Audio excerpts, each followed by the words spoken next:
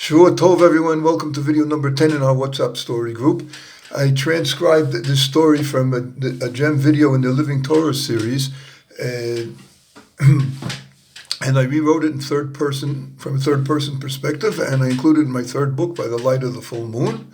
To the best of my knowledge, Gem has never published their transcript of their interview with Rabbi Porush. I call my rendition Transcending Conflict. That the state, as you know, the state of Israel was declared in 1948, in May 1948. And as soon as that happened, the internal quarreling heated up between the different political parties and the different religious groups and non-religious groups, et cetera, et cetera, et cetera. And things were getting worse and worse. And the most virulent quarrel was in the field of education, that the government had decreed compulsory education and was refusing to recognize or make available support for the Ashkenazi, Haredi, Yiddish-speaking schools, saying that they didn't devote enough time to core secular subjects such as math and English and history and geography. The administrators of the schools insisted that their students learned as much in those four subjects as the students in the secular schools, just they were able to do it in a briefer, more compressed period of time. And the things just kept getting more and more tense, face to face among the leaders. Their discussions didn't help. Telephone conversations didn't help. Written correspondence didn't help. The situation was getting worse and worse. Rabbi Menachem Porush was about to go on a trip to the United States. Rabbi Menachem Porush was a descendant of a very important Jerusalem family, and he was an Agudi Yisrael representative in the First-Knesset and served in that capacity for 35 years through 10 Knessets. Anyway, as he was about to set out on his journey, he received a phone call from none other than Rabbi Yitzhak Zev Soloveitchik, the Brisker Rav, the Rosh Hashiva of Brisker in Jerusalem, and the son of the famous monumental scholar Rabbi Chaim of Brisk. He said to Rabbi Porush, I understand you're going to the States. When you're in New York, you must go in to see the Lubavitcher Rebbe. Rabbi Porush interrupted, what? You, the Brisker Rav, want to send me to the Lubavitcher Rebbe? He was surprised. The Brisker Yeshiva is one of the flagship yeshivas of the entire Lithuanian Talmudic community. And they're not known for their approval of the Hasidim, of Hasidic ways. Although, to tell the truth, the relationships between the Soloveitchik family and the Schneerson family have always been positive. In any case, Rabbi Soloveitchik said, yes, that's right, you have to go into the Lubavitcher Rebbe and tell him that he should tell Shazar to license all of the Yiddish-speaking schools. The Shnei Zalman Shazar was from a Hasidic family, though as you can tell from his name, Shnei Zalman, but he was from a Chabad family, but he was no longer a practicing Hasid, and he was the minister of education, the very first minister of education in the state of Israel. So the Brisker Rav was hoping that the LaBavitch Rebbe might still have some influence over him and could get him to license the schools. And when Rabbi Porush got to New York, so he arranged an audience, a meeting with the Lubavitcher Rebbe, Rabbi Yosef Yitzhak, the sixth Lubavitcher Rebbe.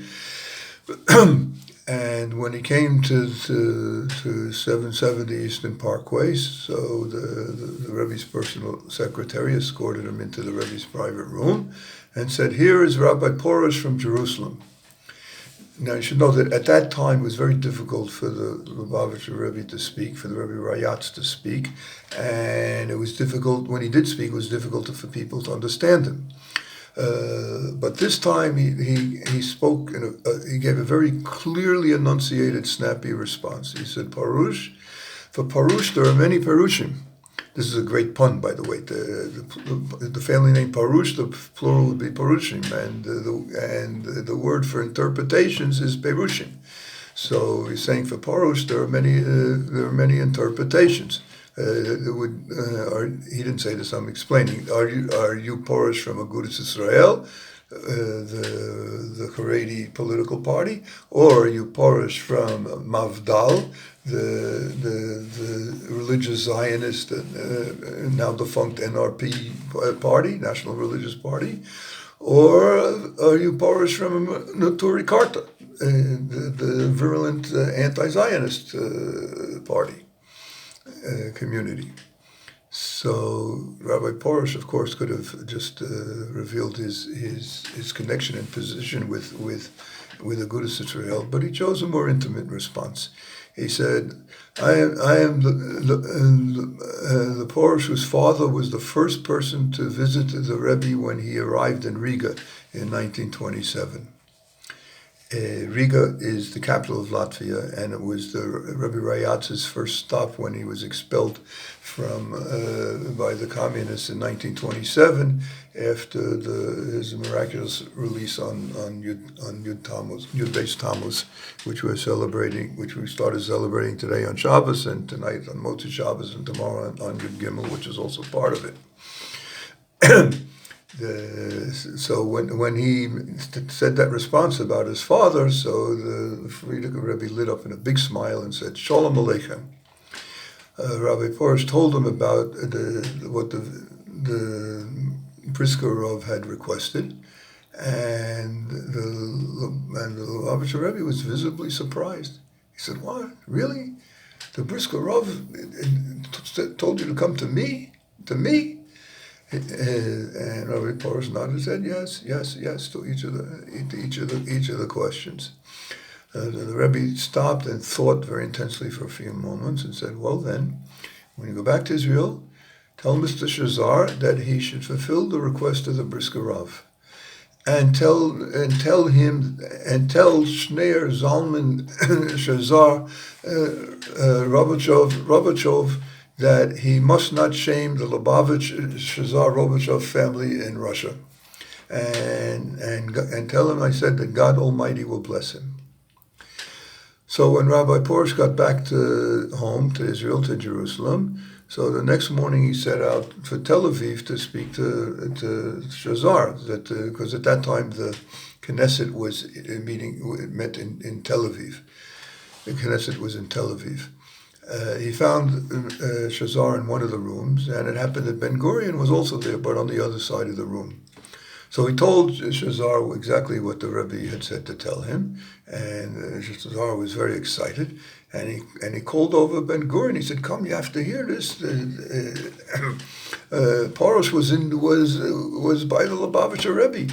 He brought a message to us from the Lubavitcher Rebbe." Ben Gurion hustled over as quick as he could. He said, "What? You saw the Lubavitcher Rebbe? You were in his court? You had a private audience with him? He sent a message for us for Shazar here?"